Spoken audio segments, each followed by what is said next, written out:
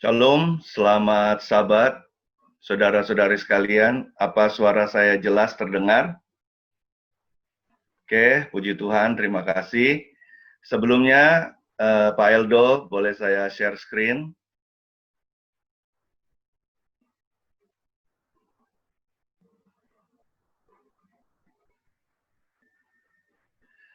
Baik, saudara-saudaraku sekalian, tentunya kita bersyukur kepada Tuhan karena hari ini kita sudah memasuki malam terakhir di dalam rangkaian KKR Wilayah 12 online. Karena besok kita tidak adakan pada malam hari seperti 6 malam ini, tapi diadakan pagi hari jam 9 pagi. Kita sudah banyak mempelajari firman Tuhan, mulai dari hari Minggu malam, dan pada malam hari ini, pelajaran kita tentang tanda-tanda pengharapan di tengah COVID-19. Saudara-saudaraku sekalian, tema kita sepanjang satu minggu ini bicara soal pengharapan atau harapan. Kalau kayak saya lihat definisi atau arti harapan dari Wikipedia, dikatakan dasar dari kepercayaan akan sesuatu yang diinginkan akan didapatkan di waktu yang akan datang. Jadi ini bicara soal kepercayaan. Jadi seseorang yang percaya, seseorang yang yakin, atau dalam bahasa Kristen seseorang yang beriman, dia memiliki harapan. Lalu kalau saya melihat di dalam bahasa asli harapan, di dalam bahasa Ibrani, para penulis Alkitab menggunakan beberapa kata yang artinya harapan. Dan pemazmur biasa menggunakan kata harapan atau hope itu sabar. Jadi saya pikir ini berkaitan juga dengan kata Indonesia sabar. Karena memang biasanya orang-orang yang berharap harus sabar dia. Nah, sabar artinya memeriksa, meneliti, juga menunggu. Jadi orang-orang yang punya harapan, yang memiliki pengharapan, dia meneliti, dia menunggu dengan sabar kalau bahasa Indonesianya. Lalu kalau dalam bahasa Perjanjian Baru, di dalam Perjanjian Baru, kebanyakan penulis Alkitab di Perjanjian Baru menggunakan kata elpis, ditulisnya LPC, yang artinya joyful dan confident, sukacita dan keyakinan yang berhubungan dengan keselamatan yang kekal.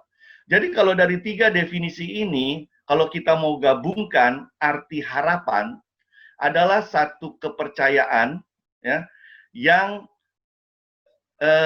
yakin bahwa dia akan mendapatkan apa yang dia inginkan di waktu yang akan datang. Di dalam menunggu, meneliti, bersukacita yang berhubungan tentunya dengan keselamatan yang kekal. Saudara-saudaraku sekalian, jika kita menggunakan komputer atau laptop, sudah pasti kita tahu istilah font atau jenis-jenis huruf, ya. Dan kita sering gunakan itu font, ya. Nah, jenis-jenis huruf yang digunakan ada tiga yang populer, yang sering digunakan. Yang pertama sudah pasti, Times New Roman.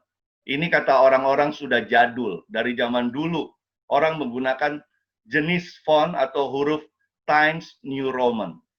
Banyak orang menggunakan itu sampai sekarang, walaupun dibilang sudah jadul. Lalu jenis kedua yang populer digunakan banyak orang adalah Garamond. Garamond dibilang sesuatu jenis tulisan yang lebih modern dari Times New Roman. Biasanya anak-anak muda dalam menyusun research atau skripsi, tugas-tugas, dia menggunakan Garamond. Ada juga yang ketiga adalah Calibri. Calibri biasa seperti Times New Roman, sudah jadul tapi banyak yang menggunakannya. Jadi inilah tiga jenis huruf yang sering digunakan saat orang menggunakan komputer atau laptop dalam tugas atau menulis dokumen dan hal sehari-hari dalam pekerjaan. Nah, ini adalah satu gambar koran The Gospel Truth. Kalau kita lihat judulnya, yang jadi headline-nya ini adalah jenis tulisan yang lain dari yang lain. Dia besar dan dia tebal. Ya, jadi dari ukuran dia besar, juga dia tebal. Ya, bold. Lebih bold dibandingkan yang lain. Nah, saudara-saudara tahu apa nama jenis font ini? Jenis font ini adalah second coming font. Ini menarik, saudara-saudaraku. Jadi buat berita-berita headline, berita-berita utama yang ada di majalah atau di koran, mereka menggunakan font second coming font.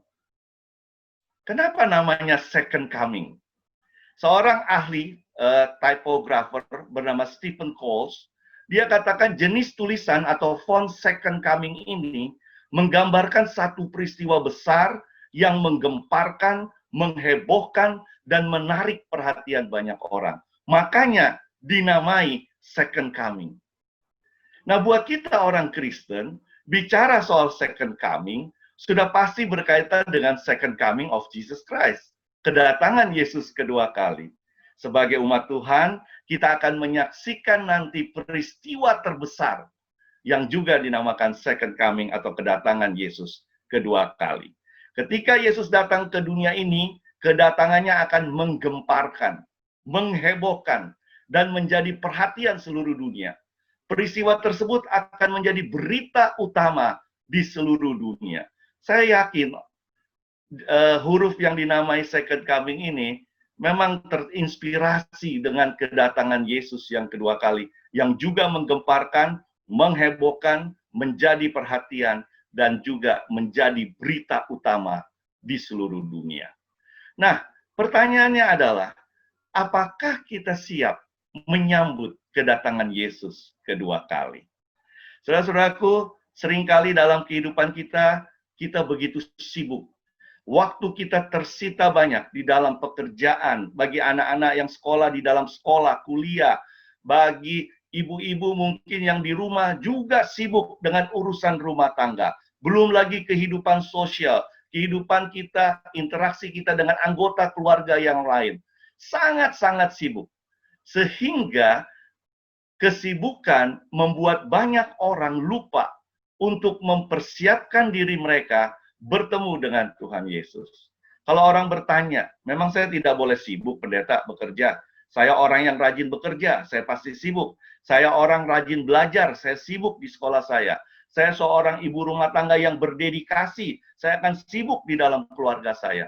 Tidak ada yang salah dengan itu semua. Menjadi tidak bijaksana jika semua kegiatan itu membuat kita lupa mempersiapkan diri untuk kedatangan Tuhan yang kedua kali.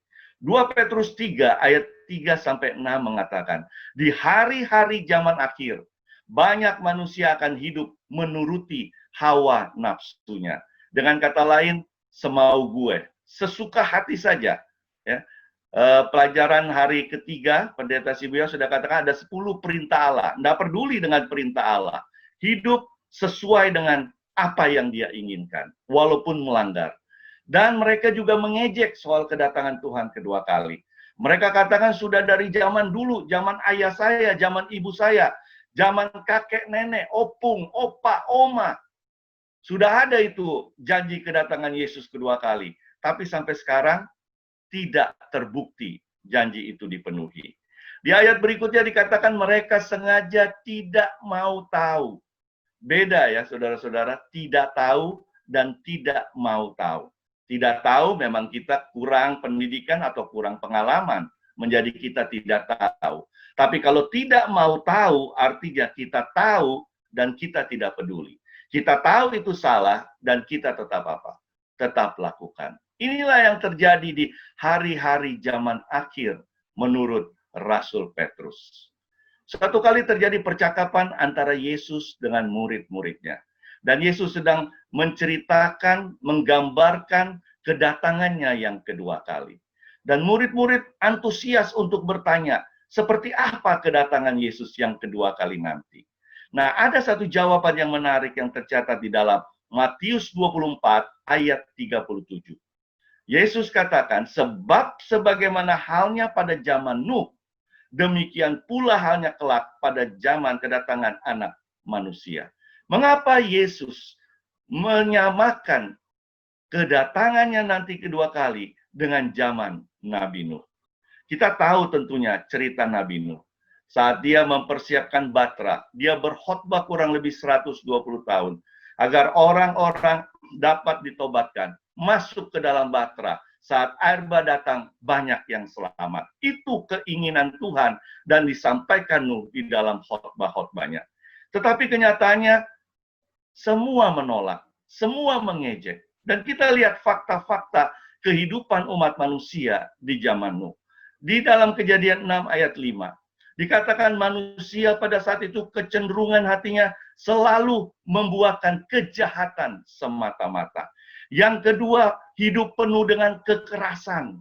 Yang ketiga, semua manusia sudah rusak hidupnya karena melanggar perintah Tuhan. Bukankah hal-hal ini juga terjadi pada zaman kita sekarang? Begitu banyak orang yang hatinya hanya diliputi kejahatan, dendam, sehingga melakukan kejahatan. Banyak orang hidup penuh dengan kekerasan. Banyak orang hidup dengan rusak dalam arti melanggar perintah-perintah Tuhan.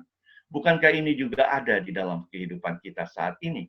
Sehingga tepat jika Yesus katakan, apa yang terjadi di zaman Nuh akan terjadi juga di zaman sebelum anak manusia atau dirinya sendiri datang untuk kedua kali. Di dalam buku Roh Nubuat Alfa Omega jilid 1 halaman 100 menggambarkan keadaan manusia pada zaman Nuh. Dikatakan mula-mula banyak orang yang kelihatannya menerima amaran itu. Tetapi mereka tidak berpaling kepada Allah dengan pertobatan sejati. Mereka tidak mau meninggalkan dosa mereka. Dikalahkan oleh ketidakpercayaan mereka yang sedang merajalela waktu itu. Jangan lupa saudara, definisi dari harapan tadi adalah apa? Kepercayaan. Orang-orang yang percaya adalah orang-orang yang memiliki harapan. Nah, pada zaman itu mereka tidak percaya. Sehingga mereka memang tidak memiliki harapan untuk apa masuk ke dalam Batra. Mereka tidak percaya, tidak ada harapan. Dan yang paling utama, mereka tidak mau. Lihat di sini. Bukan mereka tidak tahu, tapi mereka tidak mau meninggalkan dosa mereka. Mereka tidak mau tahu istilah yang dipakai oleh Rasul Petrus di ayat yang tadi sudah kita baca bersama-sama. Pertobatan yang mereka lakukan bukan pertobatan yang sejati. Karena mereka tidak mau meninggalkan dosa mereka. Bukankah itu juga terjadi di zaman kita sekarang? Begitu banyak orang yang tahu bahwa itu salah, tapi tetap mereka lakukan. Mereka tidak mau meninggalkan dosa mereka. Saudara-saudaraku sekalian, selama 120 tahun berkhotbah, 8 orang yang masuk ke dalam Batra. Pertanyaannya adalah, apakah ini juga terjadi pada zaman kita? 1 minggu ada 7 pembicara berkhotbah dalam rangkaian KKR ini.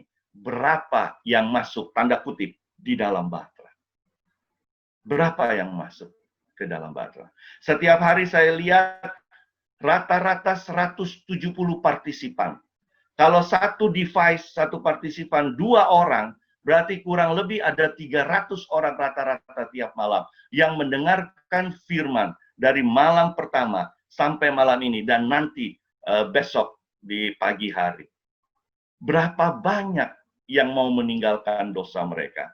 Berapa banyak yang mau melakukan pertobatan sejati? Berapa banyak yang mau tahu tentang perintah Tuhan? Bukan tidak mau tahu. Prioritas umat Tuhan. Tentunya sebagai umat Tuhan kita memiliki prioritas. Lalu apa prioritas kita sebagai umat Tuhan?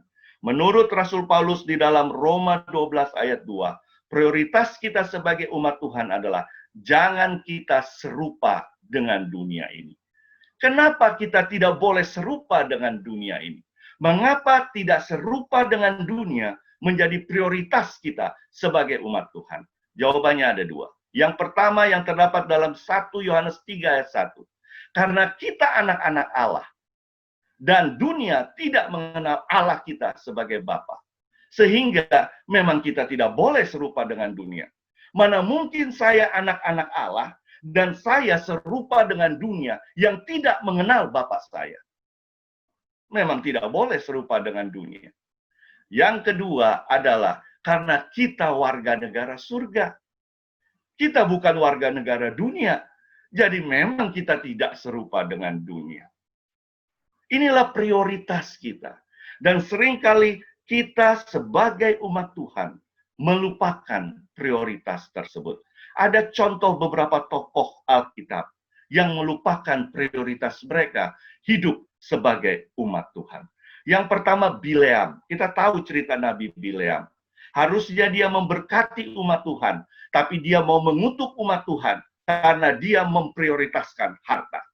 Yang kedua Raja Saul, raja umat Tuhan.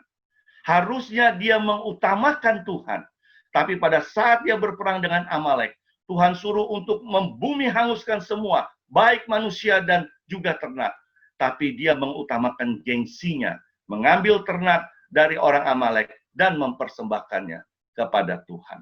Begitu juga dengan Gehasi, seorang hamba penolong dari Nabi Tuhan Elisa. Harusnya dia setia seperti Nabi Elisa, tapi dia memprioritaskan uang.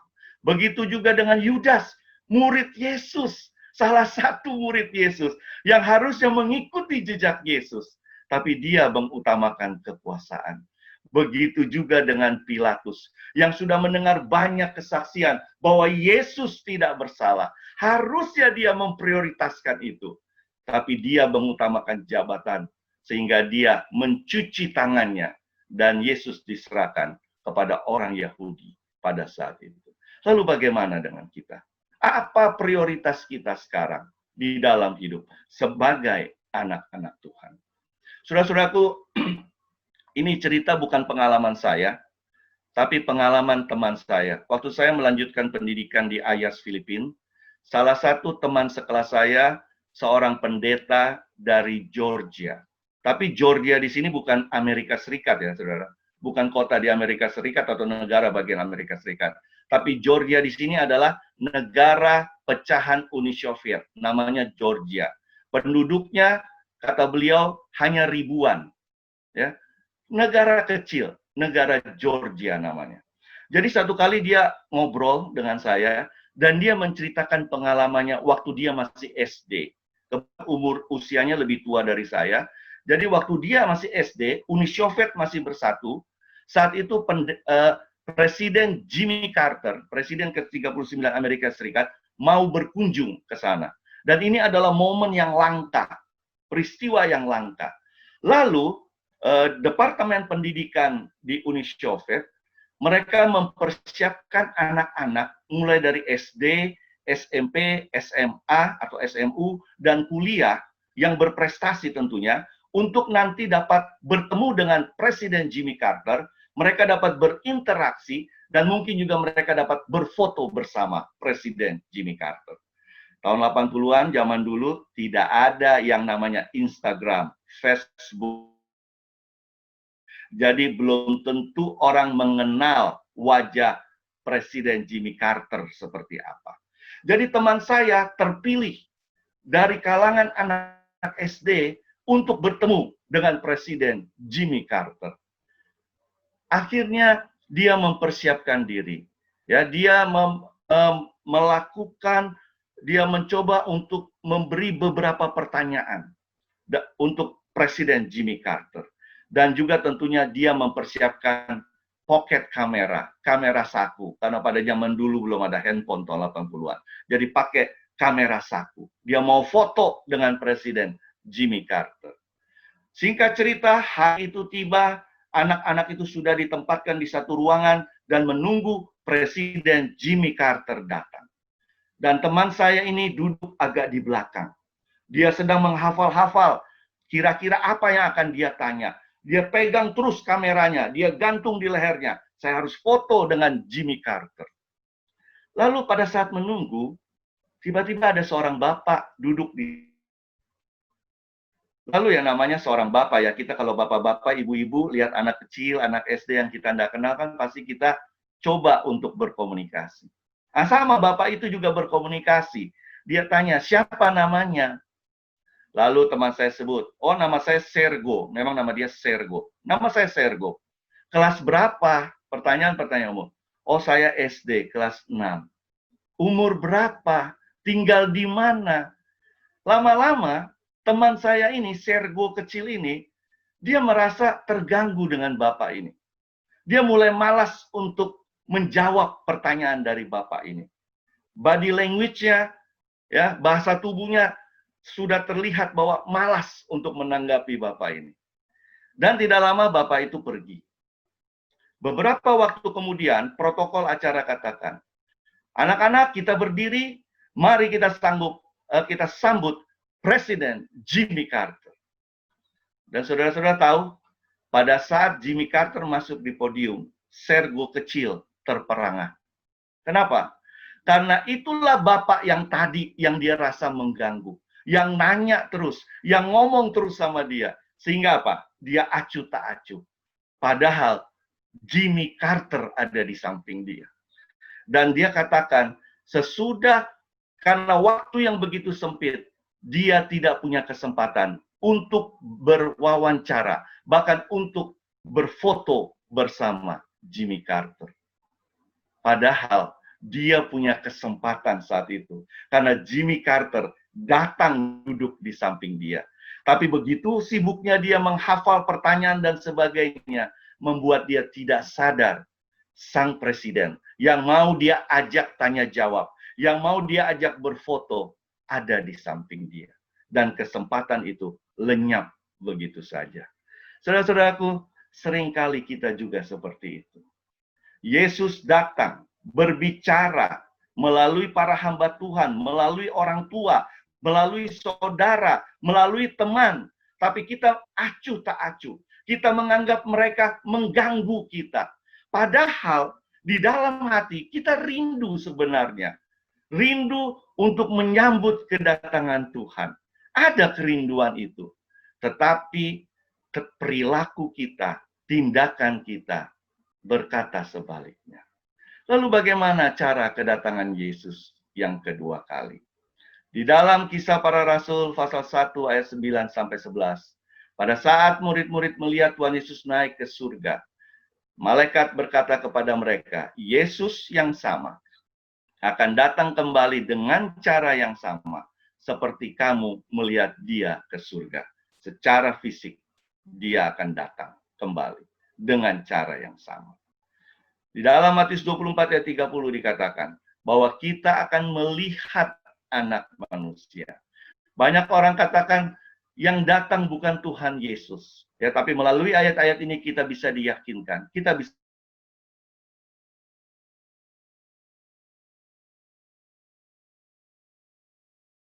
semua orang. Lalu apa tujuan Yesus datang kembali? Menurut Rasul Yohanes di dalam Wahyu 22 ayat 12, tujuannya adalah membawa upah untuk membalas setiap perbuatan manusia. Jika dia berbuat benar, baik, tentunya upahnya adalah kehidupan yang kekal. Jika dia buat yang tidak benar, upahnya adalah kematian kekal. Itulah tujuan Yesus datang kembali. Saudara-saudaraku sekalian, judul di malam hari ini berbicara soal tanda-tanda pengharapan. Kedatangan Yesus itu adalah pengharapan. Karena kedatangan Yesus itu kita yakini, kita percaya, kita imani. Itu akan terjadi. Kita akan dapat memilikinya. Kesempatan untuk menyambut kedatangan Yesus yang kedua kali. Tanda yang pertama terdapat di dalam Matius, maaf typo, salah tulis, bukan Matius tapi Matius 24 ayat 6 dan 7, terjadi perang, kelaparan, gempa bumi. Orang bertanya, dari dulu sudah perang, dari dulu sudah lapar, dari dulu gempa bumi, tapi Yesus juga belum datang. Memang dari dulu perang, kelaparan, dan gempa bumi. Tetapi makin ke sini, makin ke zaman kita, makin sering dan makin banyak korbannya. Begitu juga dengan kekacauan dan bencana alam. Saudara-saudara, saya masih ingat bagi yang seumuran dengan saya, yang sudah mau 50 tahun usianya seperti saya, 40 tahun yang lalu saat kita masih kecil, sangat mudah untuk mengetahui musim hujan atau musim kemarau. Kita hitung saja setiap bulan yang berakhiran biasanya sudah hujan. September, Oktober, November, Desember, sampai akhir Januari atau awal Februari. Selebihnya kemarau. Tapi sekarang hujan mau turun kapan saja. Tidak lagi ada istilah ber di sini. Kapanpun hujan turun, dia turun. Begitu juga dengan pengetahuan akan bertambah-tambah. Mana pernah dulu waktu saya masih 40 tahun yang lalu, saya masih kecil, kami hanya punya telepon rumah. Itu saja sudah bersyukur sekali punya telepon rumah. Tidak pernah membayangkan menenteng-nenteng telepon. Telepon ada di dalam saku kita. Tidak pernah terbayangkan telepon dan melihat. Tidak pernah terbayangkan kebaktian Zoom seperti ini. Puluhan tahun kita kebaktian selalu bertemu secara fisik. Mana pernah kita bayangkan akan ada KKR Zoom, kebaktian Zoom, meeting kantor Zoom. Tapi inilah pengetahuan yang bertambah-tambah. Begitu juga dengan kemerosotan moral yang tercatat di 2 Timotius 3 ayat 1-5. Anak melawan orang tua, laki-laki menyukai laki-laki, perempuan menyukai perempuan, dan masih banyak lagi kemerosotan moral yang tercatat di ayat-ayat tersebut. Membuat kita geleng-geleng kepala. Kalau kita baca berita-berita online atau menonton berita di televisi, kita melihat kejadian atau kejahatan yang tidak pernah terpikirkan oleh manusia terjadi sekarang. Begitu juga dengan spiritisme, terutama anak-anak kita, tontonan, bacaan sudah dipengaruhi oleh spiritisme. Banyak anak-anak kita yang bingung, ada setan yang baik, ada setan yang jahat. Ada setan yang suka menolong, ada setan yang suka menjahati orang. Bagaimana itu bisa tertanam di hati anak-anak kita? Spiritisme merajalela melalui tontonan dan bacaan. Begitu juga dengan penyakit yang mematikan, termasuk sesuai dengan tema kita COVID-19. Sudah ratusan ribu yang meninggal. Sudah ada data-datanya, Pendeta Sibuaya dan Pendeta Pasar Ibu kemarin sudah kasih data-datanya. Banyak yang meninggal, mematikan. Sampai sekarang setiap hari di negara kita ribuan yang terjangkiti. Pasien baru, ribuan setiap hari. Itu juga sudah tercatat di Alkitab. Nah, dengan keadaan yang seperti ini, peperangan, kelaparan, gempa bumi, kekacauan alam, moral yang merosot, pengetahuan bertambah-tambah dan digunakan untuk menipu dan melakukan kejahatan, spiritisme, penyakit yang mematikan. Apakah dunia ini tempat yang ideal untuk kita tinggal? Maka dari itu, Ibrani 11 ayat 16 katakan, karena kita warga negara surga, tetapi sekarang mereka merindukan tanah air yang lebih baik, yaitu satu tanah air surgawi. Karena kita warga negara surga, tentunya kita rindu tinggal di tanah air surgawi. Dan Allah telah mempersiapkan sebuah kota. Besok pastinya Pendeta Simorangkir akan mengkhotbahkan ini, menerangkan ini lebih jelas tentang kota yang bebas dari pandemi. Saudara-saudaraku sekalian, bagaimana kita mempersiapkan diri untuk menyambut kedatangan Yesus yang kedua kali. Di dalam Daniel 6 ayat 16 katakan, Allahmu yang kau sembah dengan tekun. Yang pertama adalah kita berbakti, menyembah Allah dengan tekun. Yang kedua, di dalam Kisah 17 ayat 11, setiap hari menyelidiki kitab suci dan menerima tentunya kitab tersebut atau apa yang kita selidiki dengan rela hati. Sehingga kehidupan kita lebih baik dan lebih baik lagi. Yang ketiga, semalam-malaman ia berdoa kepada Allah. Berdoa dengan tekun. Menyembah Allah dengan tekun, berdoa dengan tekun, menyelidiki kitab suci setiap hari dengan tekun. Yang berikutnya adalah menuruti Tuhan Yesus, termasuk tentunya perintah-perintahnya, dan menjadi saksi bagi Tuhan Yesus. Tidak cukup apa yang kita terima ini hanya untuk diri kita. Kita harus beritakan, kita harus bagikan kepada orang lain. Saudara-saudaraku, inilah hal-hal yang menjadi persiapan kita untuk menyambut kedatangan Tuhan. Menyembah Allah dengan tekun, belajar Alkitab dengan tekun, berdoa dengan tekun, menuruti apa yang kita pelajari, dan kita bagikan menjadi saksi bagi orang lain tentang Tuhan Yesus. Saudara-saudaraku, ini adalah satu iklan di koran yang sudah lama. Ini adalah iklan di koran Daily Mirror di tahun 1915.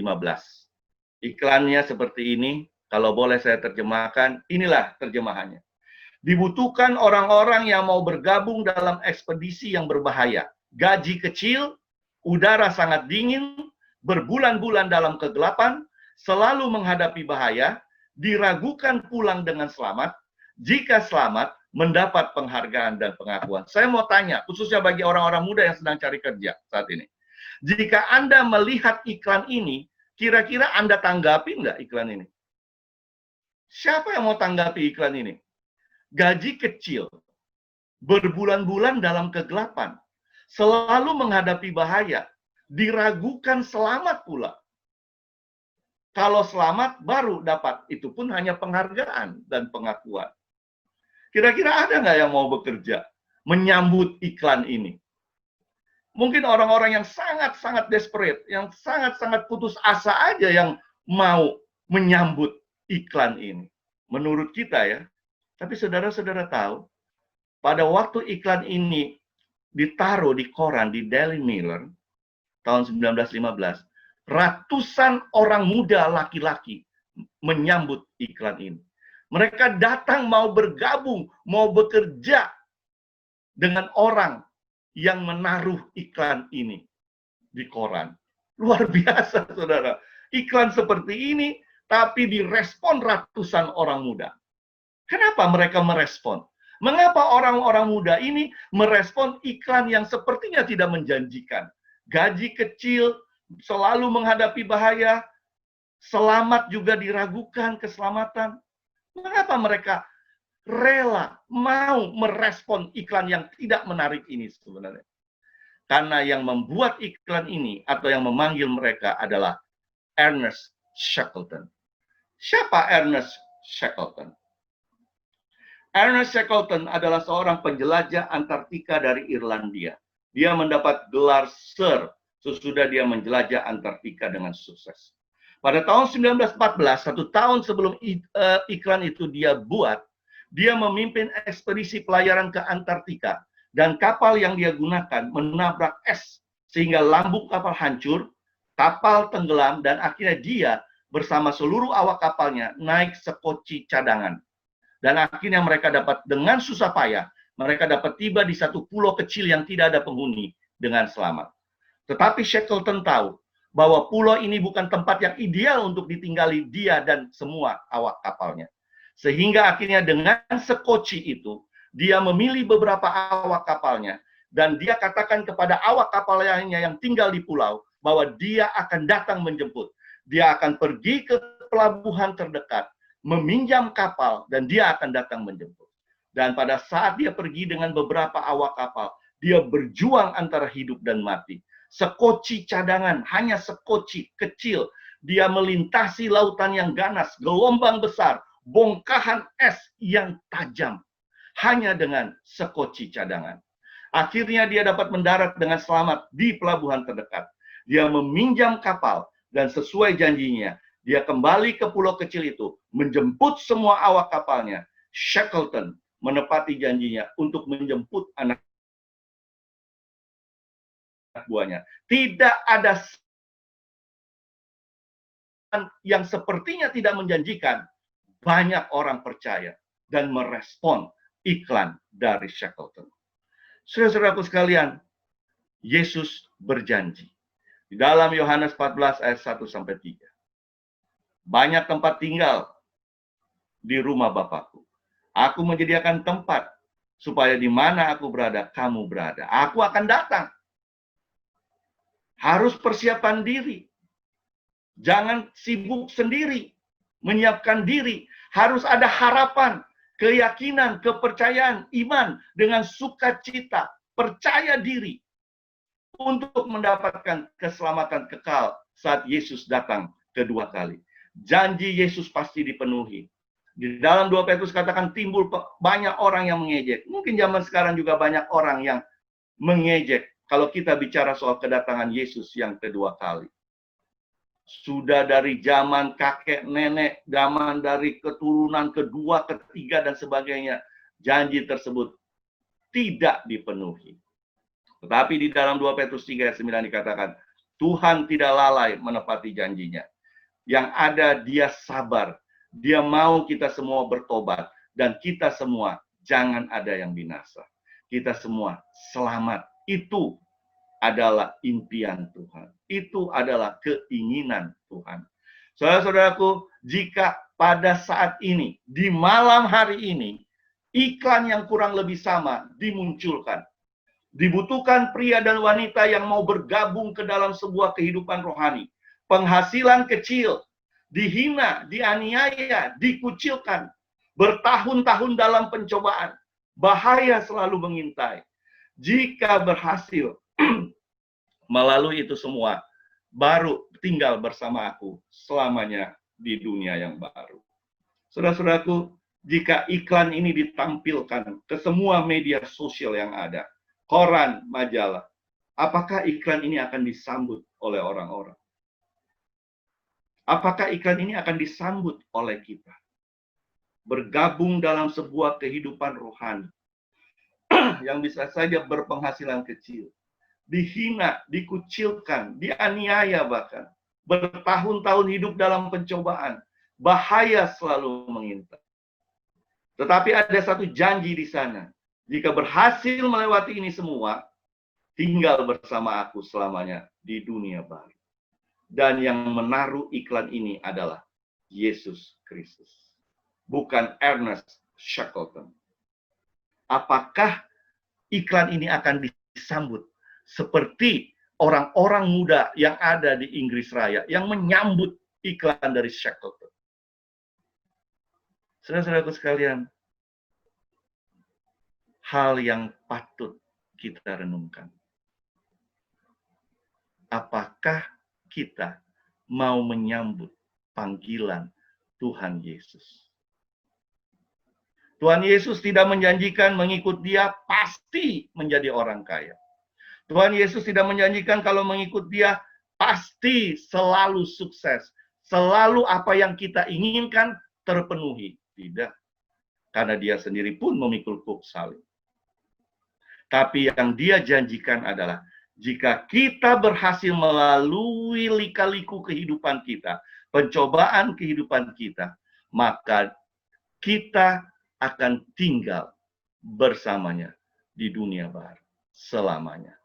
Saudara-saudaraku sekalian, sukacita terbesar adalah bertemu dengan Yesus muka dengan muka di kerajaan surga. Saat ini kita tidak bisa bertemu muka dengan muka. Kita hanya lihat muka, tapi tidak ketemu muka dengan muka lewat Zoom. Tapi pastinya ke surga kita tidak pakai Zoom. Harus ketemu muka dengan muka di dalam kerajaan surga. Inilah sukacita terbesar kita sebagai umat Tuhan. Bagi saudara-saudara yang dari malam ke malam dengan rajin mengikuti KKR ini, tekun membaca ayat-ayat yang diberikan oleh para pengkhotbah. Bahkan saudara-saudara menyelidikinya lagi di rumah masing-masing. Mungkin bersama keluarga, mungkin bersama pendeta, saudara. Menyelidiki lagi.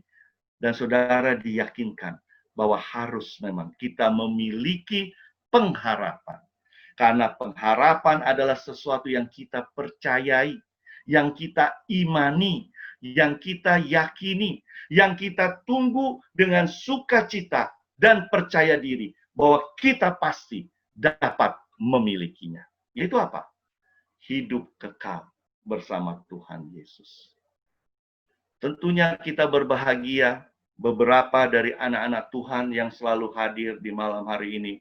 Mereka dengan kerendahan hati mereka, dengan ketulusan hati mereka, mereka mau menyerahkan dirinya kepada Tuhan. Ada Saudari Fili, ada Ibu Sepiani, ada Ibu Haryati Irene, ada Bapak Patogar Siregar Sormin, ada Saudara Hardian, Ada saudari Sitiur Maria Tampu Bolon. Ada saudari Rina Kristina. Ada Bapak Gatot Priyono. Ada Pak Denny. Ada Ibu Farida. Ada saudara Selo Silalahi. Ada Bapak Franciscus Frankie. Ada saudari Cika. Dan saya yakin bukan hanya nama-nama ini. Ada saudara-saudara sekarang yang dari malam ke malam sudah mengikuti KKR ini. Sudah tahu Alkitab sebagai penuntun yang sejati. Sudah tahu asal mula dosa dan bagaimana kita mengalahkan dosa bersama Tuhan. Sudah tahu 10 perintah sebagai tuntunan hidup. Sudah tahu hari Sabat sebagai hari yang benar di dalam peribadatan. Sudah tahu jalan keselamatan melalui baptisan. Dan malam hari ini, kita sudah tahu tanda-tanda pengharapan itu. Apa yang harus kita lakukan agar kita memiliki sukacita besar, yaitu masuk ke dalam kerajaan surga. Hidup bersama dengan Tuhan Yesus selamanya. Tentunya ini adalah kerinduan kita semua. Saya percaya bukan hanya nama-nama yang saya sebutkan tadi yang mempunyai kerinduan ini. Kita semua yang tergabung di dalam Zoom ini, kita memiliki kerinduan yang sama. Kita memang orang-orang yang sibuk di dalam pekerjaan. Kita adalah siswa-siswi yang berdedikasi di dalam sekolah atau kuliah kita masing-masing. Kita adalah para ibu rumah tangga yang berdedikasi juga di dalam keluarga masing-masing. Dan apapun pekerjaan dan profesi kita, bahkan anak-anak sekalipun, mereka sudah dididik untuk mencintai Tuhan di dalam kehidupannya. Tentunya inilah pengharapan kita yang utama, yaitu hidup bersama Tuhan Yesus selamanya. Jika ada di antara saudara-saudara yang mau bergabung dengan orang-orang yang mempunyai pengharapan yang sama, yaitu menantikan atau menyambut kedatangan Yesus dengan iman, dengan persiapan yang sesuai dengan firman Tuhan, saya mohon untuk mengangkat tangannya, atau memberi jempol, atau memberi tanda tepuk tangan, untuk kita mau lakukan sesuatu yang indah di dalam kehidupan kita bersama. Walaupun saya tidak bisa melihat semuanya karena keterbatasan layar, tapi saya yakin dan percaya Yesus di surga melihat hati saudara-saudara. Yesus bukan hanya melihat tanda jempol saudara, atau bukan hanya melihat tanda tepuk tangan saudara, tapi Yesus melihat hati saudara. Jika saudara bergumul di malam hari ini, Yesus akan menangkan pergumulan itu, asalkan saudara mau menyerahkan kehidupan saudara di dalam tangannya. Saya berikan beberapa waktu sambil kita mendengarkan lagu untuk saudara-saudara berdoa dalam hati, untuk saudara menyatakan, ya Tuhan, saya akan mengikuti Engkau melalui baptisan yang kudus. Boleh diperdengarkan lagu instrumen?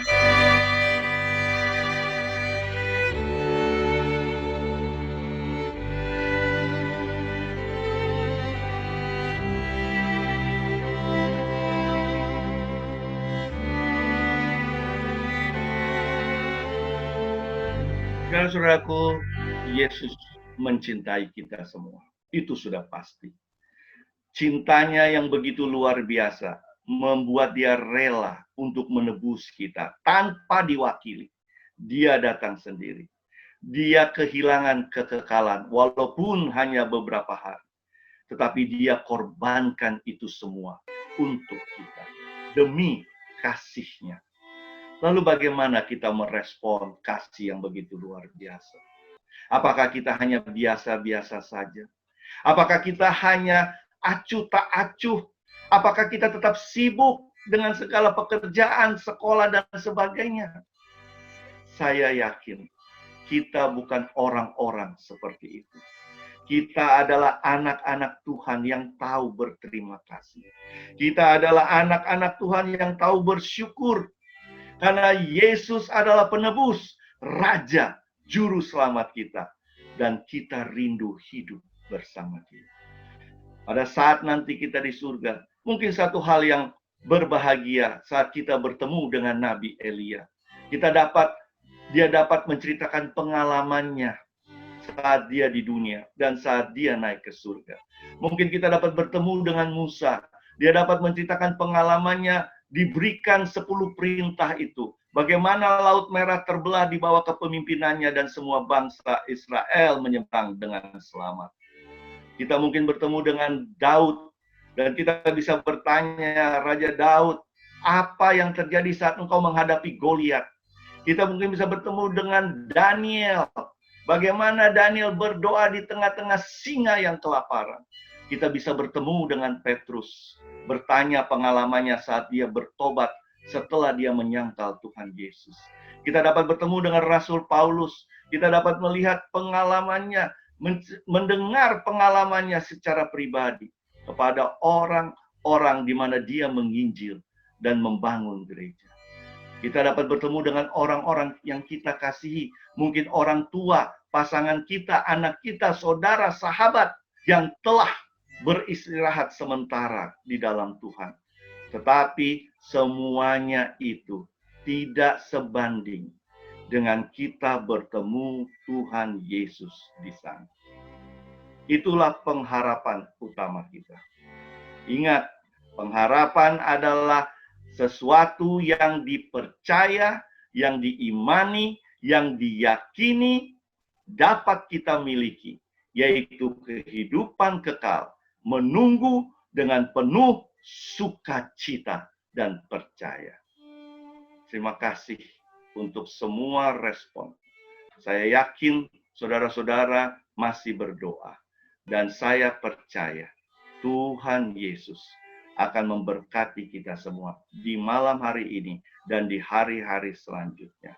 Sekali lagi, saudara-saudara, sukacita kita terbesar adalah bertemu dengan Tuhan Yesus nanti saat Dia datang kedua kali.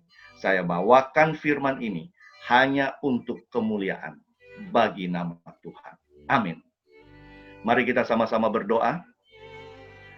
Ya Tuhan Bapa kami di dalam kerajaan surga, syukur terima kasih di hari Sabat yang kudus ini, kami anak-anak Tuhan berbakti. Walaupun belum bisa bertemu secara fisik, tapi melalui kebaktian Zoom ini, Engkau sudah satukan hati pikiran kami di dalam perbaktian di malam hari ini. Kami sudah bernyanyi bersama, berdoa, dan belajar firman Tuhan. Biarlah Tuhan apa yang kami lakukan di malam hari ini itu tidak sia-sia, tapi ini semua mendatangkan berkat di dalam kehidupan kami. Tuhan, kami percaya yang terbaik, yang terindah, Tuhan sudah siapkan bagi kami semua. Karena kasih Allah Bapa, damai sejahtera dari Tuhan Yesus Kristus, dan persekutuan Roh Kudus akan menyertai kita semua dari sekarang sampai Maranatha. Amin.